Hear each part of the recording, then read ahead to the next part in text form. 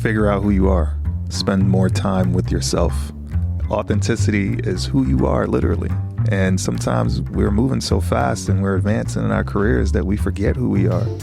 That was Leon Williamson, Indianapolis market president for iHeartMedia, talking about his experience in coming to Indianapolis as a Jamaican native and integrating into this community as an executive leader.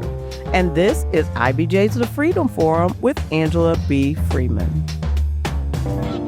Leon, thank you so much for being here, and welcome to the 45th episode of IBJ's The Freedom Forum with Angela B. Freeman. That would be me. Nice. Feels good to be 45. I'm super excited to have you here today and to have this conversation to get to know you better. But before we get started, will you please tell our listeners a bit about you, your educational and professional background, and any other factors that have led to you becoming the Indianapolis market president for iHeartMedia? Angela, first of all, thanks for having me. It feels good to be 45, like I rudely interrupted you and stated. I'm going to try to unpack the questions because you have quite a few questions in that first one. So I'll start with where I was born. I'm actually Jamaican born in a city called Little London. Wow. On the west side of Jamaica in the parish of Westmoreland, near Negril for those who've been or to Jamaica or plan on going to Jamaica. Grew up in Miami, though, since the age of 11. Attended Florida Atlantic University, communications and film studies major. And I found myself as an intern, a 4-year intern at WEDR 99 Jams in Miami.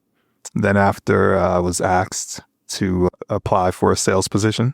So at the age of 24, I was one of the youngest sales reps in Miami. And fortunately, I was promoted to a local sales manager with Urban One in St. Louis. So I left Miami to St. Louis. Spent 5 years in St. Louis as a local and digital sales manager with Urban One and decided that I needed a break from the industry.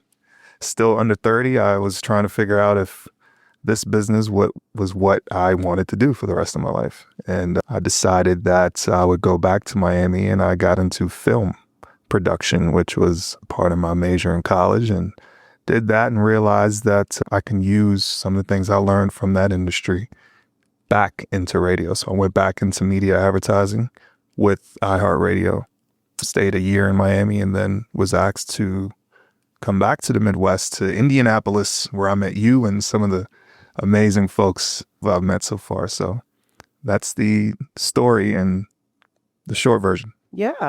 Yeah, that's awesome. I already learned a lot. Didn't know you were Jamaican born, so that's amazing. You mentioned that you started in sales basically and went and have now become market president. However, you mentioned also that you spent a significant amount of time in St. Louis after being in Florida, particularly Miami, which I know is extremely diverse. So I want you to tell me about some of the challenges or possible culture shock that you may have faced in coming from Miami and Jamaica to the Midwest, being St. Louis and Indianapolis and Indiana. Yeah. And then what are your thoughts around what schools or organizations or employers can do to help diverse people coming from other places in the country or even internationally get acclimated and feel comfortable when they relocate to the Hoosier State? Absolutely. So first of all, no Jamaican food, not enough Jamaican food, I would say. And fortunately, times have changed, and especially Indianapolis is a great restaurant called Yasso on Fountain Square that I frequent very often. But when I initially went to St. Louis some time ago, it was very hard to find Jamaican food. And I would say employers, focus on that.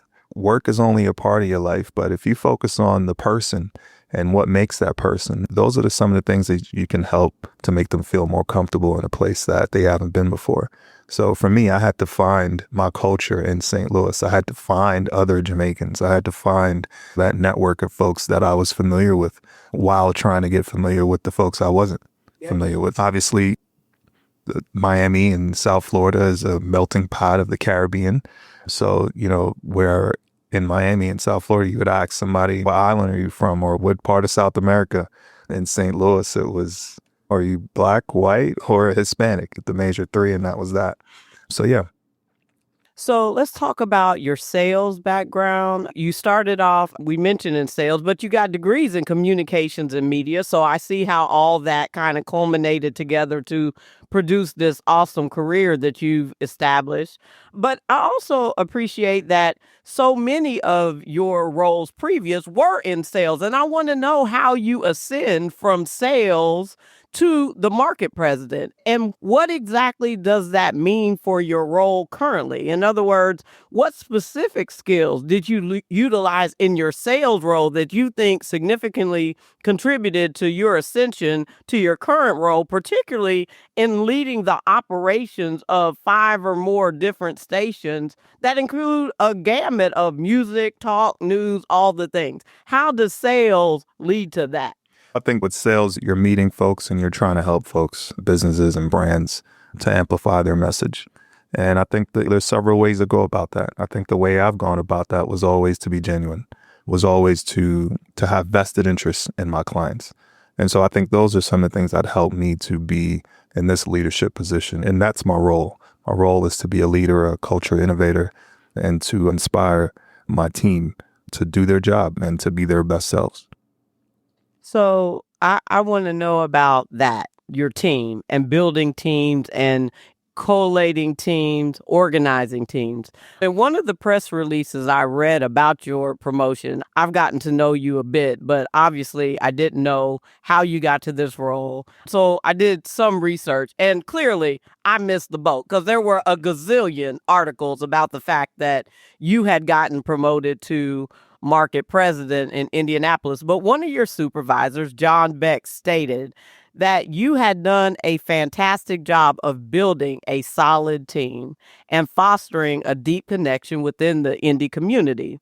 And I think every great leader appreciates that you're only as strong as your team, right? Absolutely. And so, as a team leader, executive leader in a media organization, how do you strategically and intentionally design, develop, influence, or implement strong teams to achieve the best outcomes and make positive change for the organization like iHeart? Absolutely. So your team is going to come from the community. And the more connections you have with the community is the better prospects that you'll get from that community.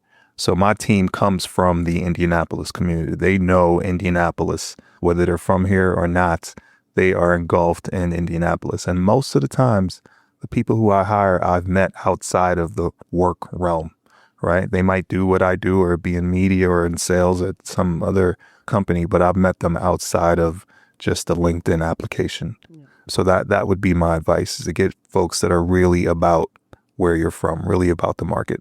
Yeah, I appreciate that. So I've said many times on this show, because I have the pleasure of interviewing so many different people in so many facets of industry and business, all different roles, all different industries, etc. And I truly believe Indianapolis is a city, and I believe this because I've lived it. I too am not from here, not international, but not from Indiana. And I have found that Indianapolis truly lends itself to transplants like me and you, that it allows a person who's not from here to truly become integrated and influential and a fabric of this community. However, I've also heard folks that have had a completely different or disparate experience and don't feel like they've been able to acclimate or integrate into this community. So I want to ask, how have you seemingly seamlessly been able to successfully foster new and valuable connections and relationships in the Indianapolis community in a way that's been beneficial to you both professionally and personally? Yeah, I think there's a saying that the way you got here is not the way you'll get there.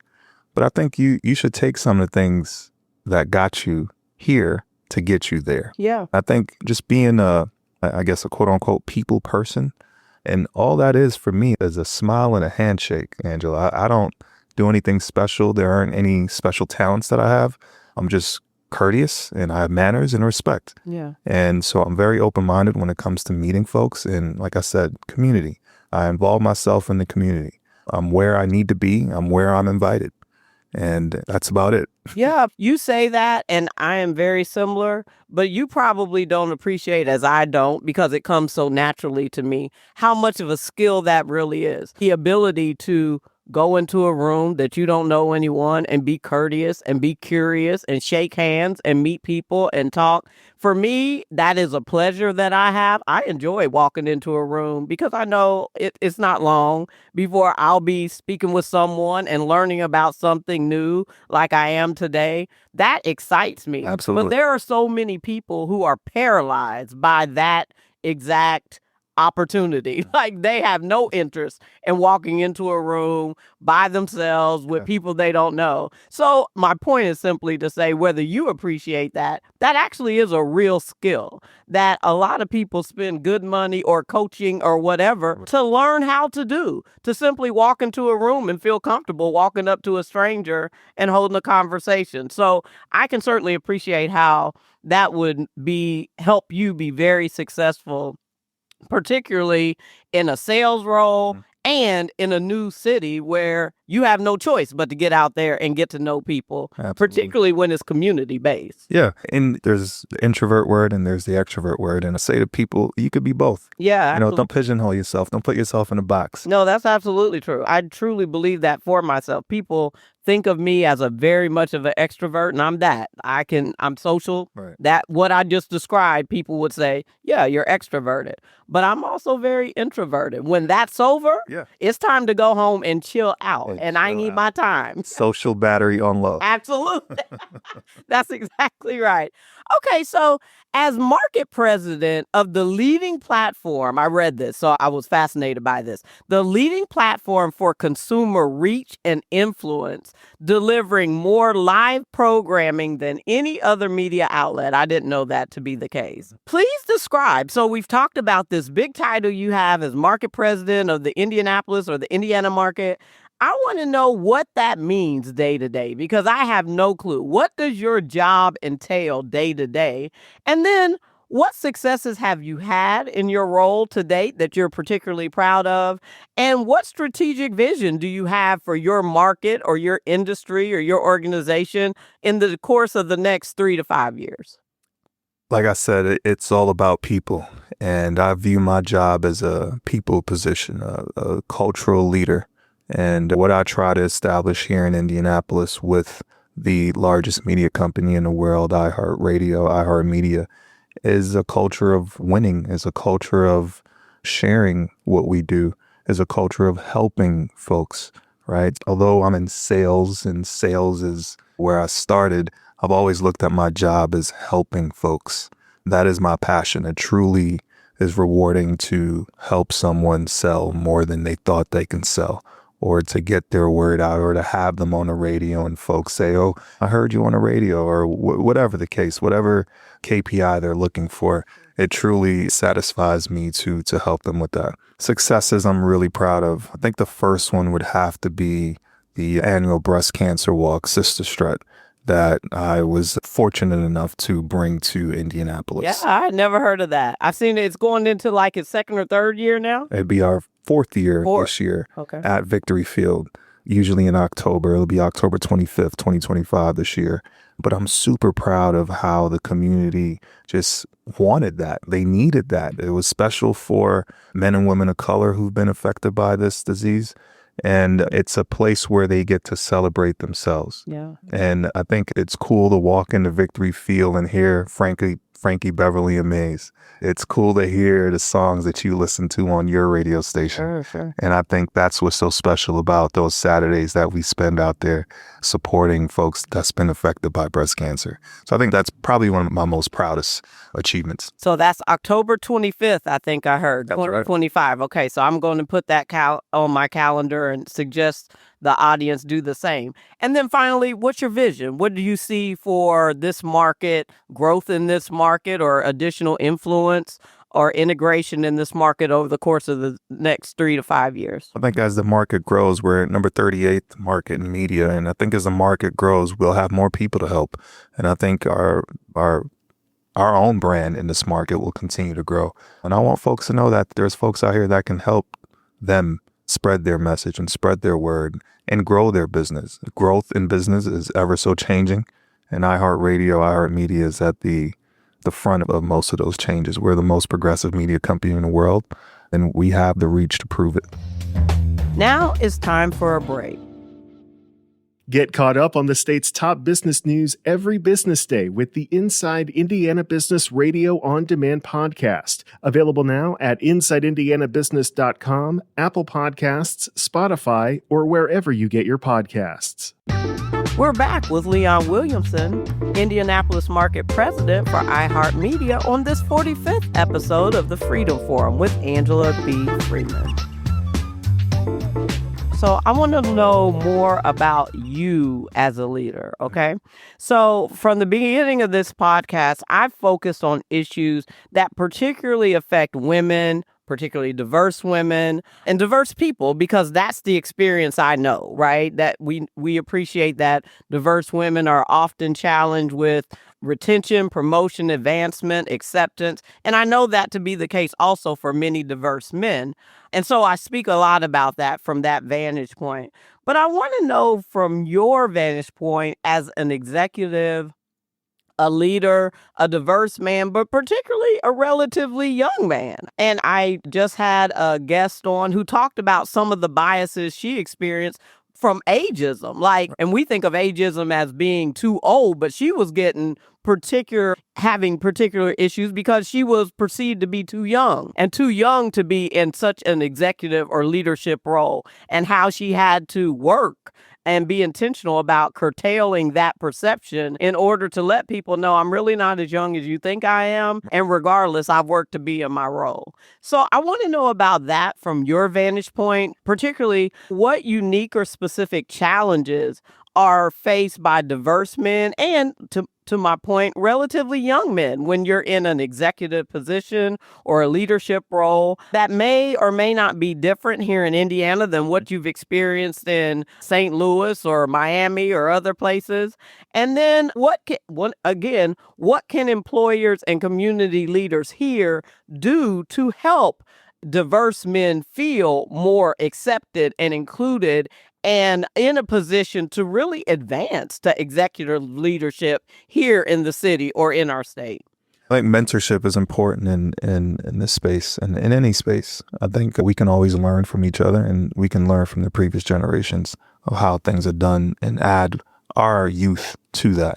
In talking about being young, I do think that you have to be able to learn from the folks that have come before you. And I think there's this old saying that we have two ears and one mouth. So you listen more than you speak. And I think folks that are my age, they think that the more they say is the more they're proving their value. Right. And I would say in some rooms, that's quite the opposite.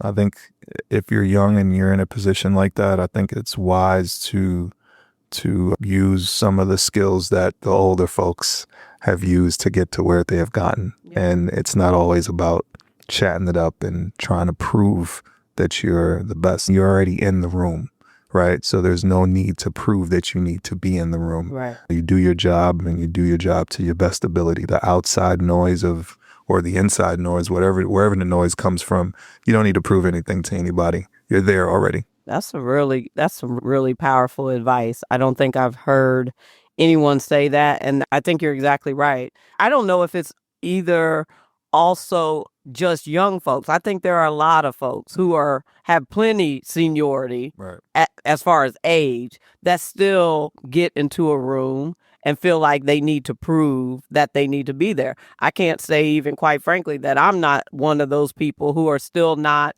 trying to make sure I prove my value. I prove why I'm at this level. I prove why I have a seat at the table. So that's really good advice. I appreciate that personally, and I'm certain our listeners do too.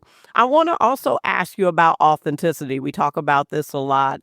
And again, that resonates for everyone a little differently, depending on your own personality, your role, your industry, your organization, etc. But how do you demonstrate your own authenticity and use your own personal influence and lived experiences to not only elevate yourself, but to elevate others at your company, on your team, whatever the case may be, and ensure that your employees and your peers and the people who may report to you have a really good cultural and career experience at your company. Figure out who you are. Spend more time with yourself. Authenticity is who you are, literally.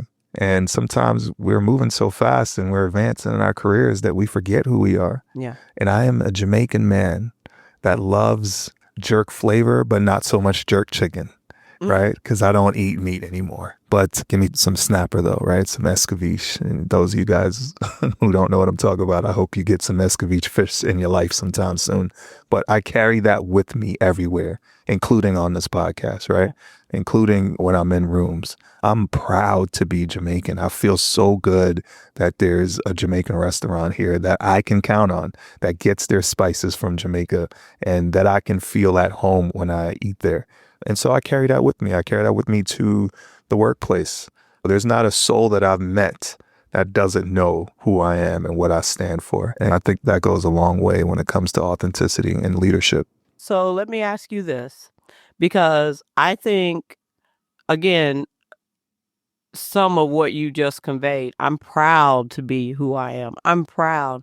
I think there are a lot of people completely resonate with that. That's how I am. I can't imagine being anything other than an African American and Black woman. I wear that proudly, but I do think there are plenty of people who are not so proud, or who struggle with being proud, or who struggle with the confidence that you just conveyed, that I am oftentimes questioned about how am I so confident. And I think oftentimes that grows as you get a little more senior and you get a little more position and influence. But for going back to some of our younger folks who may be listening to this podcast, who struggle with being proud of who they are or where they came from, or not really appreciating how their lived experiences can add value to whatever organization or team or corporate environment they live in, what would be your advice for them? Spend some time with yourself. Folks call it meditating. Spend some time with yourself. Yeah. Spend some time with God. Yeah. Spend some time in silence or nature.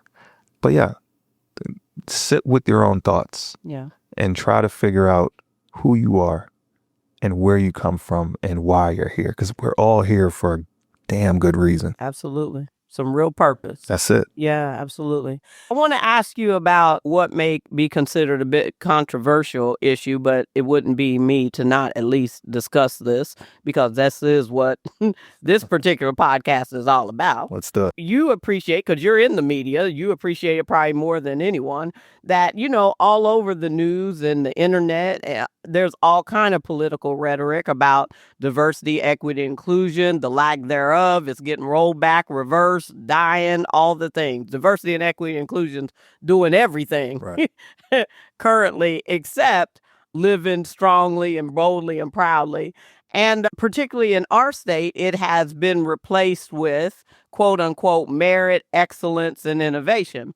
Now, I'm a person who believes that doing right by people just never goes out of style, no matter what you call it or what labels it has. Right. But nonetheless, I also appreciate that people are really struggling with their organizations, the organizations in this community and in this city and state, particularly diverse people or people who are allies to diverse people, in trying to understand where does this leave things with regard to continuing to enable and empower diverse people who don't have the traditional upbringing to excel and influence and add value to any organization. And so I want to ask you, as a leader in a different industry that I haven't spoken with previously, how necessary is clarity of courage and or conviction in order to truly advance or effectuate inclusive practices in any organization? And what I mean by that is, I think now is a time where people have to be a bit courageous. You have to be true to your convictions. You have to know that your lived experiences are yours and nobody else can devalue them because it may be deemed as a particular label that's no longer popular. What I've lived as a Black woman, as a scientist, and now a lawyer and a mom and a former wife and all the things are my true lived experiences. And no one else has to validate those. They are what they are.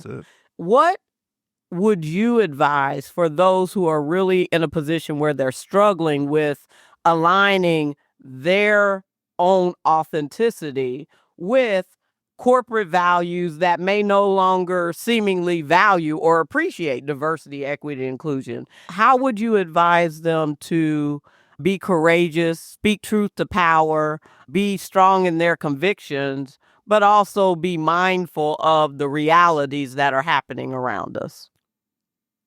Speaking for myself, I wouldn't want to be in a position because of my color or because of my gender. The only reason I want to be in a position is because I was worthy of it. I earned it. Right. I have the talent and the skills to execute or be in that position. So I would say to someone who is worried about that, find your value and apply it. Express your value. You don't want to be somewhere because you were a token. I'm not that dude, and you probably shouldn't be either. Yeah. Because that just means they can take it from you. So earn it and find your value. Yeah, I appreciate that. I think my position on this is very seldom, if ever, do I know people of color or people in the LGBTQ community or whatever marginalized group it may be. Very seldom do I know of people in any of those categories who get any kind of position of influence that they didn't earn. Right. I don't know of people giving out CEO positions and CFO positions and senior vice president positions or market president positions to anyone, but particularly to diverse people that they didn't earn. So my point in this is, I think that, and I appreciate what you said, because when you know you've earned whatever it is, whatever award or accolade or position of influence, no one can take that away from you. I think the saddest thing about this attack on diversity is the actual word. It's like diversity has become taboo. Yeah, absolutely. When in actuality, this whole country, this world was built from diversity, Absolutely. from perspectives that were different. That's how we learn and grow. And if we kill diversity, then we're going to stop growing. And I think that's the saddest part about this whole thing. Absolutely. We can't stop diversity. Yeah. And then I think the stigma around the word and it marrying to race, I think that's a huge error, right? Because we're not just talking about race. The word just doesn't mean race, right? So I think that's what's sad. Just we're killing the word diversity. We're not allowed to say that anymore. Right. Yeah, that's sad to me. And to your point, it touches so many more people than people of color. To your point, it transcends well beyond race or ethnicity. And I think we're learning that now with all the changes that are coming from some of the federal government and some of the things that are coming out. It's affecting a lot more people than people of color, for sure. Yeah. There's been a whole lot of people that are being affected positively and a lot negatively that are not of color, that would not necessarily be considered diverse, but they're being affected as well. Yeah, people are realizing that they were in the diverse box. That may be an awakening for a whole lot of folks. They had no idea. That's funny. Thankfully, I know. Had no choice. No. Okay, so as we wrap up, Leon, this has been great. I really appreciate you coming and spending some time with us, telling us about your career ascension, your translocation to Indianapolis and our market.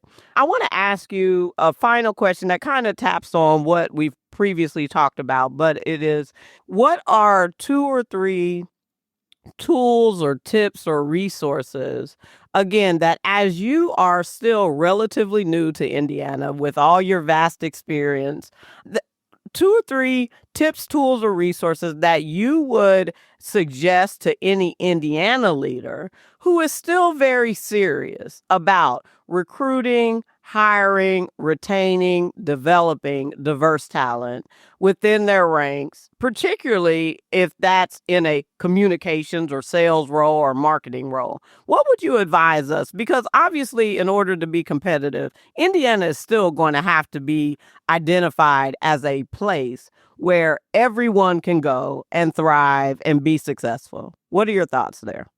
First of all, I'd say, and in every city that I've lived in, I've made sure that I subscribe to their business journal. Hands down, it's probably one of the best resources that you can find in business, and especially for what I do. And then the second would be to know your competitors. Make friends. We're not in the age where your competitor is your enemy. No, your competitor is actually your friend, and they know what you're going through. Yeah. And they can relate to what you're going through. So those are my 2 tips. Other than that, stay up on your reading. Stay sharp on that. Take away some of the computerized devices, especially if you work in media or in an office, you're always on a machine. Take up a paperback or a hardcover sometimes and spend some time alone. I thank you so much for being here. Thanks for spending some time with us. Appreciate it. And thank you for being on this 45th episode of IBJ's The Freedom Forum with Angela B. Freeman. Thank you. Thanks so much, Angela. Thank you again to Leon Williamson, and thanks to you for joining us on this 45th episode of IBJ's The Freedom Forum with Angela B. Freeman. Please come back next month for another conversation about diversity, equity, and inclusion in the Central Indiana business community.